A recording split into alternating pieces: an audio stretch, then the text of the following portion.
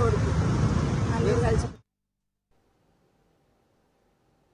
కడప నగరం ఎర్రముక్కపల్లిలో 2 జేసీబీలు విధ్వంసం సృష్టించాయి. దాదాపు 100 మంది దుండగులు వీరవిహారం చేసి ఇళ్లను కూల్చారు. ఆర్థిక లావాదేవీలే ఈ ఘటనకు కారణంగా భావిస్తున్నారు. ఎర్రముక్కపల్లి రైల్వే స్టేషన్ ప్రధాన రోడ్డులో భాస్కర్ చలపతికి చెందిన కుటుంబాలు నివసిస్తుంటున్నారు. అయితే అర్ధరాత్రి తిరుపతికి చెందిన వెంకట సుబ్బారెడ్డి నేతృత్వంలో ఆ విధ్వంసం జరిగిందని బాధితులు ఆరోపిస్తున్నారు. కడపకు చెందిన మాజీ ఎమ్మెల్యే లక్ష్మీరెడ్డి, ద్వారకానాథరెడ్డి హస్తం ఇందులో ఉన్నట్లు అనుమానిస్తున్నారు.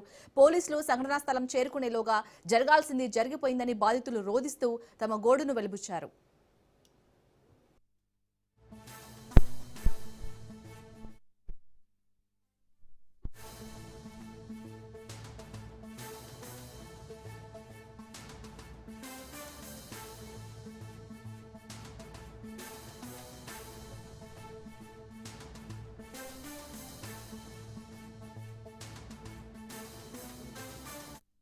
పదకొండున్నర 11:40 మధ్యలో దగ్గర 100 మంది, చాలామంది 100 మంది పైన తాగి వచ్చి 2 జేసీబీలతో వచ్చి ఇల్లంతా కూల్చేసినారు.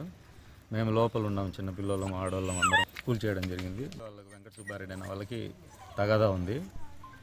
వాళ్ళకి ఎలాంటి అప్పు కూడా లేము. మేము దౌర్జన్యంగా ఇక్కడ కడపలో లక్ష్మీరెడ్డి అనే వ్యక్తి, తర్వాత ద్వారకనాథరెడ్డి అనే వ్యక్తి, ఇది వాళ్ళ దగ్గర కొన్నిట్టు తప్పుడు డాక్యుమెంట్లు చూపించినారు. అది కూడా పంచాయతీ జరుగుతుంది. ఎమ్మెల్యే వాళ్ళ బంధువులు కూడా మాట్లాడడం జరిగింది. కానీ ఈరోజు అనుకోకుండా వచ్చి మొత్తం ఇల్లంతా కూల్చేసినారు. ఏ చిన్న వస్తువు కూడా బయట తెచ్చుకోలేము. బండ్లు కానీ A to Z మొత్తం కూల్చేసినారు. కరెంటు కూడా అట్లేదు, సప్లైలో ఉంది. చిన్నపిల్లలు ఉన్నారు, ఆడపిల్లలు ఉన్నారు, ముసలాం ఉంది. ఆయన కూడా ఎంత చెప్పినా కూడా వినకుండా అందరు తాగిండారు. ప్రతి ఒక్కరు తాగిండారు, గంజాయి తాగిండారు. ఎవరు కూడా వినే పరిస్థితులు లేరు. ఈరోజు అర్ధరాత్రి 11-12 గంటల మధ్యలో 100 మంది రౌడీలు అయితే మా ఇంటికి వచ్చి జేసీబీలు పెట్టి ఇల్లంతా దల్లి చేశారండి. అదేవిధంగా మమ్మల్ని కొట్టడానికి కూడా వచ్చారు. మా దగ్గర సెల్ ఫోన్లు కూడా లాక్కున్నారు.